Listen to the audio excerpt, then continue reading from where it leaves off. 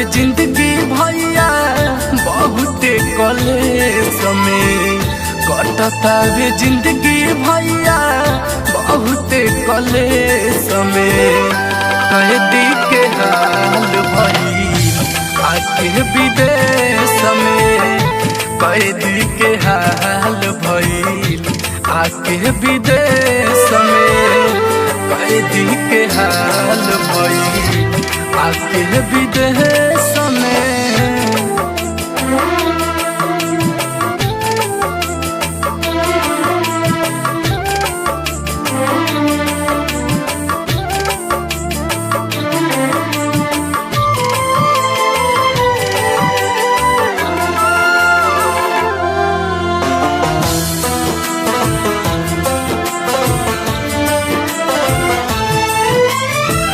रुपया कमाई के लागल बयाद हो घरवा दुआर छूटल छूटल परिवार हो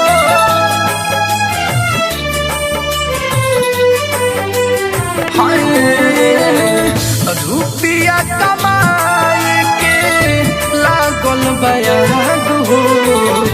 घरवा दुआर छूटल छूटल परिवार हो रहतानी हरदम हम भी खारी के भेष में रहतानी हरदम हम भी खारी के भेष में कैदी के हाल भइल आके विदेश में कैदी के हाल भइल आके विदेश में कैदी के हाल भइल आके विदेश में।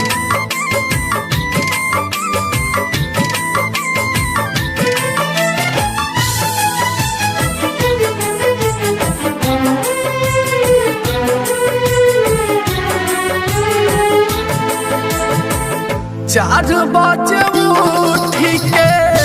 ड्यूटी बजाए के पोलोथीन में खाना बनला अपना हो खाए के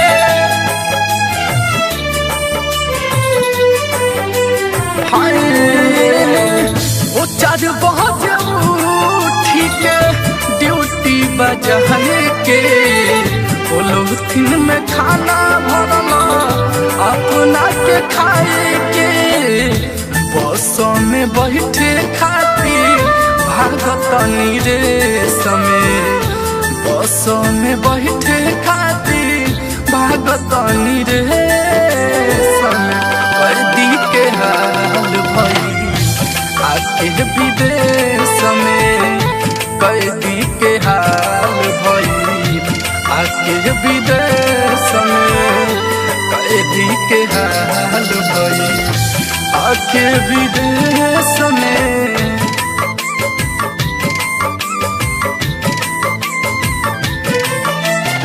mix by music star recording studio साके बाजार। कहता रे पिंटू चंदन विदेश मती हो 2 रुपया कम अपना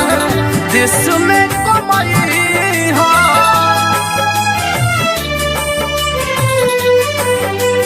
हाय कहता रे विदेश अमरेश विदेश मती हो 2 रुपया कम अपना देश में कमाई हो रोवता जे सुमित बात होता फेस फेस में रोवता रे इंदल बात होता फेस फेस में कैदी के हाल भइल आके विदेश में कैदी के हाल भइल आके विदेश में कैदी के हाल भइल आके विदेश